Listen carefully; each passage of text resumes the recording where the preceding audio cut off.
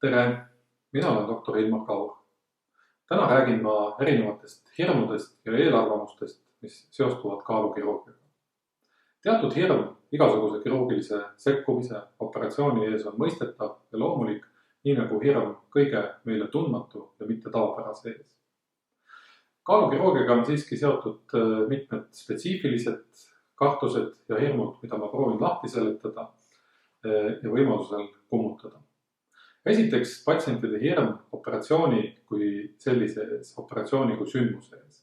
Hirm selles osas, kas anesteesia õnnestub, ega ma anesteesia üles ei ärka, kas ma ärkan üles peale anesteesiat.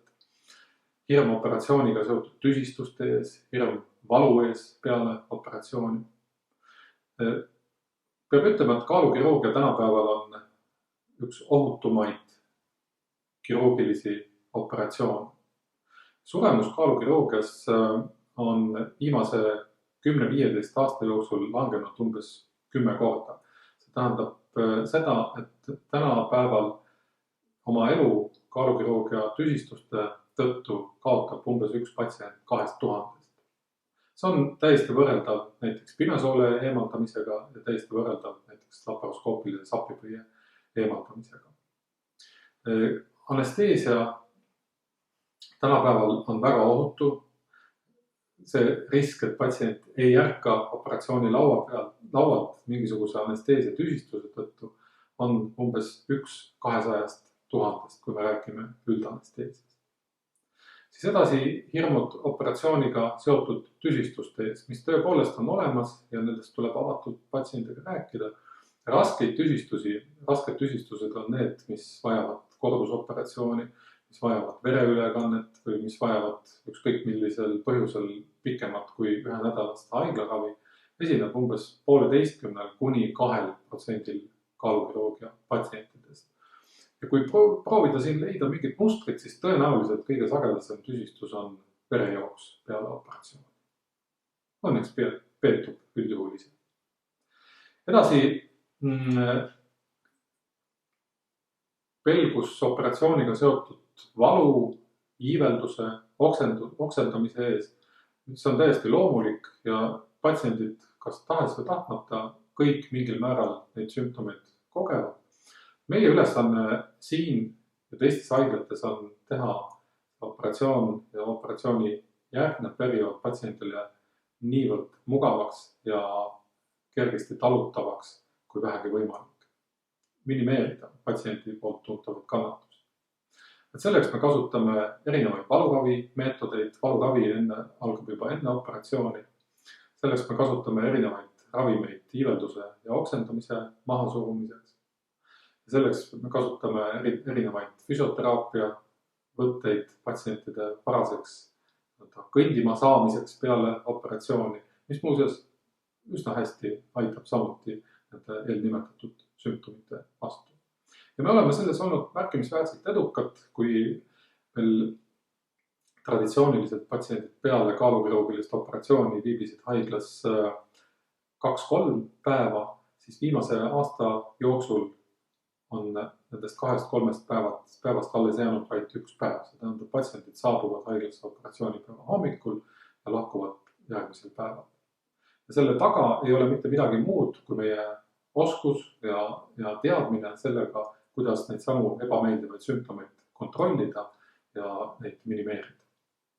Teiseks hirmuks, võtame hirmude selliseks buketiks patsientidel, on hirm operatsiooni järgsete muutuste ees. Need võivad olla siin võime rääkida hirmust toitumuslike muutuste ees. Kas ma saan hakkama, kas ma oskan õigesti toituda? Hirm sotsiaalsete olukordade ees. Toit on ju alati midagi muud kui ainult kõhutäide. See võib olla, see on see, mis meie sõpru ja perekondi tihtipeale söögilaudaga kokku liidab. Hirm juuste kaotuse ees peale operatsiooni. Hirm selle ees, kas mul tekib liiga palju liigset nahka, kas mu keha näeb ilus välja peale operatsiooni. Hirm selle ees, et kas ma pean tõesti võtma elu lõpuni vitamiine peale oppi. Võtame algusest. Esiteks toitumine. Loomulikult ei saa eeldada, et me opereerime patsienti ja patsient on koheselt peale operatsiooni valmis, instrueeritud, teadlik, millised peavad olema muutunud uued toitumistavad ja harjumused. See on teekond ja see teekond kestab osalt öelda päris pikka aega. Kuni 2, kuni isegi 3 aastat. Hea toitumisnõustaja, hea kirurgiline meeskond on selle teekonna olulised teejuhid sellel teekonnal. Teiseks, sotsiaalsed olukorrad. Jah, on tõsi selles, et patsiendid, kui nende käest küsida, siis peale operatsiooni, eriti esimese aasta jooksul, mitmed nendest tunnistavad, et kõige suuremaks väljakutseks nende jaoks oli sotsiaalsetes olukordades, seltskonnas hakkama saamine, sinna seltskonda kuulumine, sinna seltskonda sulamine. See väljendagu siis ühise söögilaua taga istudes või kokteilipeol, klaas veini või kokteili käes. Loomulikult siin teatud muutused operatsioon kaasa toob, mis ongi operatsiooni eesmärk.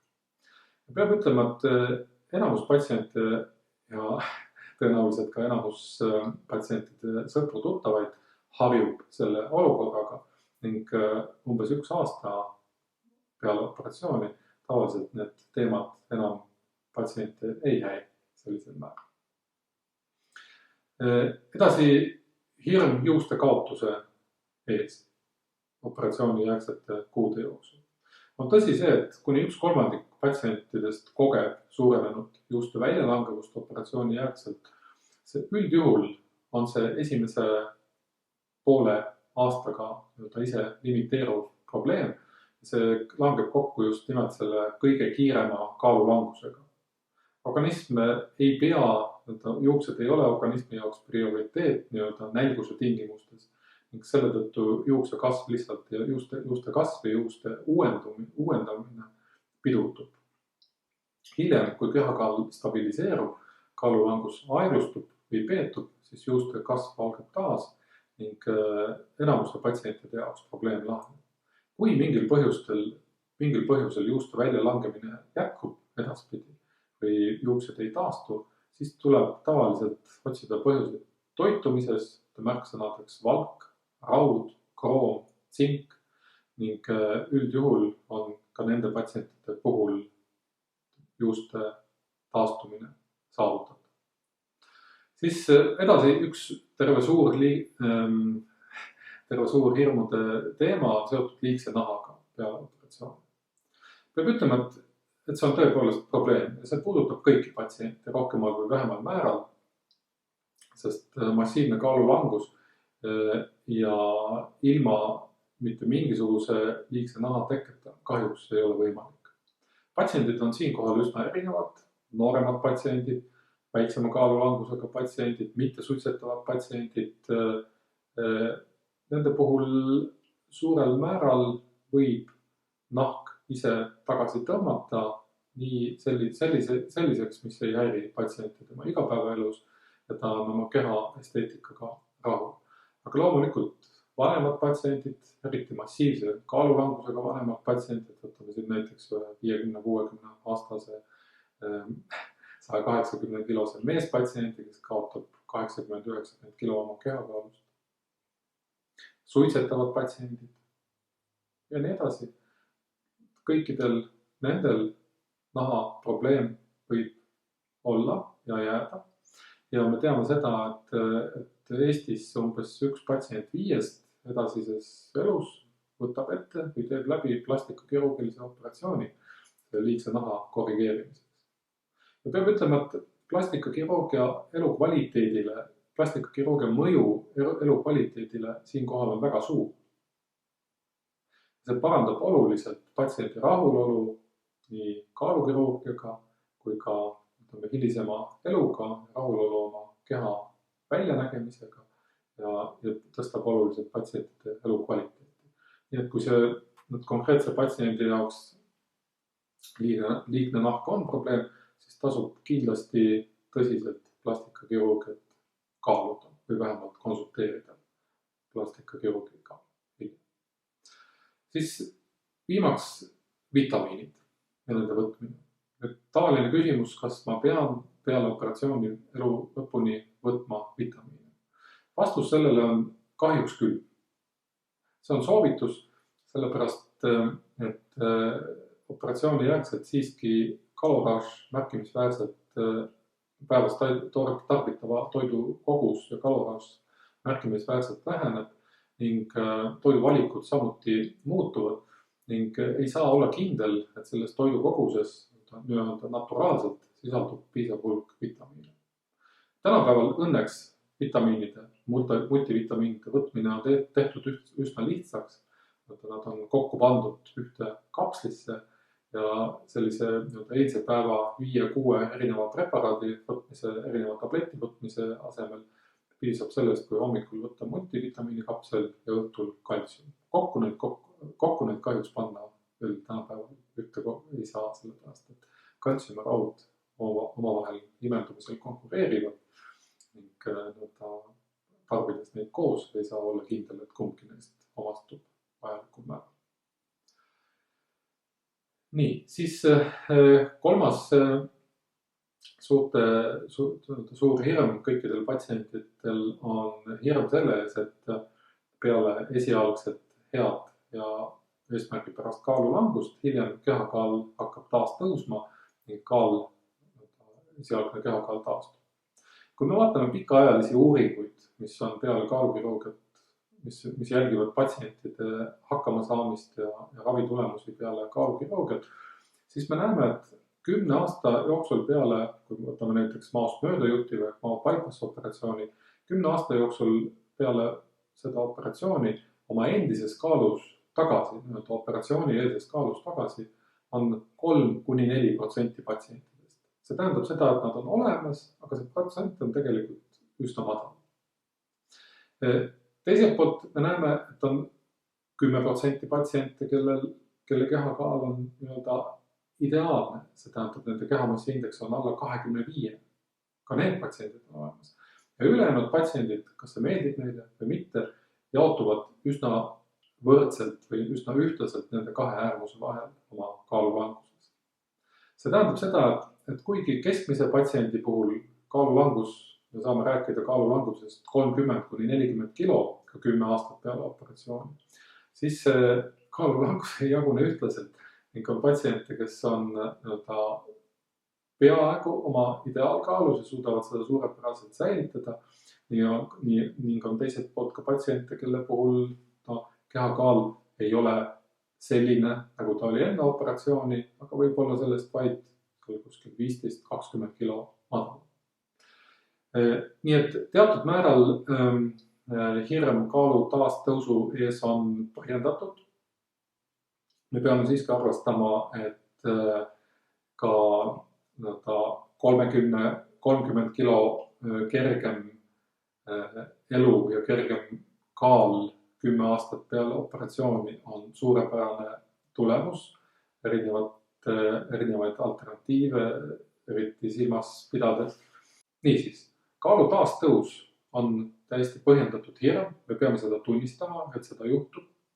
Samas peab arvestama, et nende patsientide hulk, kelle kaal on tõuseb sama numbrini nagu enne operatsiooni, on tegelikult väga väike ja peab arvestama ka sellega, et tavaliselt ei patsient ega teda ümbritsevad inimesed ei mäleta seda kaalu numbrit enne operatsiooni, vaid pigem neile on meelde jäänud see, milline oli patsient ja millises kaalus oli ta 1 või 2 aastat peale operatsiooni, kus kaal ongi kõige madalam. Ja kui nüüd sellest madalpunktist järgnevate aastate jooksul kas 10 või 15 kilo kaalu lisandub, siis tundub see tihti juba läbikukkumisena, katastroofina. Kuigi tegelik kaalulangus operatsioonieelsest kaalust võib suurepäraselt ja väga tihti ulatuda ka siin 40-50 kilo. Kui me vaatame nüüd patsiente erinevate ravitulemustega ja proovime neid eristada käitumusliku poole pealt, mida siis head kaalulangetajad teevad nendest halvematest kaalulangetajatest paremini või teistmoodi, siis me võime järeldada seda või uuringute põhjal seda öelda ja ka minu isikliku kogemuse põhjal, et ilmselt kõige olulisem kaalulanguse säilitamiseks on regulaarne liikumine. Me võime tuua näiteks eesmärgi teha 70 000 sammu nädalas, eesmärk treenida vähemalt 200 minutit sellise mõõduka intensiivsusega, kardiotreeninguga 200 minutit nädalas ja veel palju teisi mõõdikud. Aga liikumise regulaarsus ja pidevus, selline liikumisharjumus on oluline selleks, et kaalulangust säilitada. Teiseks, uni ja selle kvaliteet, uni ja selle kestus, aeg, uni ja selle õige aegsus, see tähendab normaalne öö ja päeva rütm, võimalusel öövahetuste mitte tegemine. On näidatud seda, et piisav ja kvaliteetne uni mitte ainult ei aita kehakaalu tõusu pidurdada või ära hoida, vaid aitab mingil määral ka kehakaalu langetada. Ja täpselt sama kehtib ka peale kaalukirurgiat. Kolmandaks, toit. Loomulikult toit on oluline. Võib-olla isegi mitte niivõrd toidu kogused kui toidu koostis.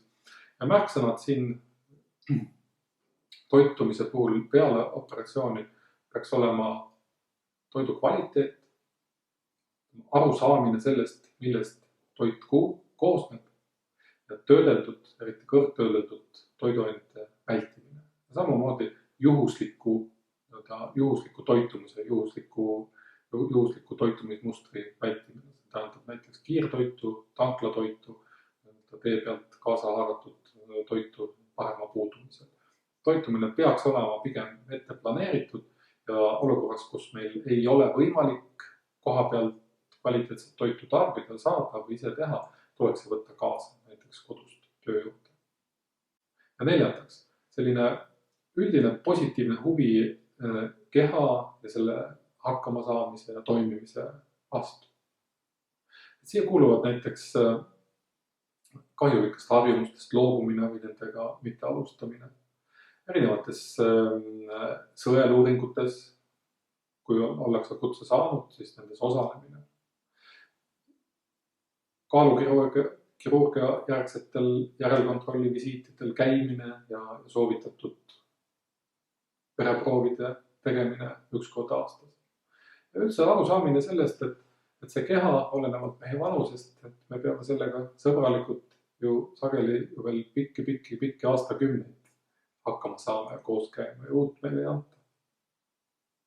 Nii et kokkuvõttes, mida ma tahan öelda, kõik hirmud, mis kaalukirurgiaga seonduvad, on mingil määral põhjendatud. Nad ei teki tühjalt kohalt ja nad pigem tekivad konkreetsetest näidetest, konkreetsetest patsientidest.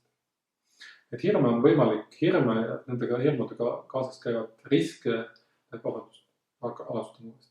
Neid hirme ja nende hirmude aluseks olevaid riske on võimalik maandada, neid on võimalik vähendada. Kahjuks, kui me räägime näiteks kirurgilistest riskidest või riskidest teatud kõrvaltoimete osas, siis me täielikult nullida neid ei saa. Nii võimekad me ei ole. Küll aga ma võin teile kinnitada seda, et valdav osa nendest olukordadest, mida ma nimetasin, situatsioonidest on kas ajapikku ise mööduvad, ise lahendavad või on neid võimalik ravida.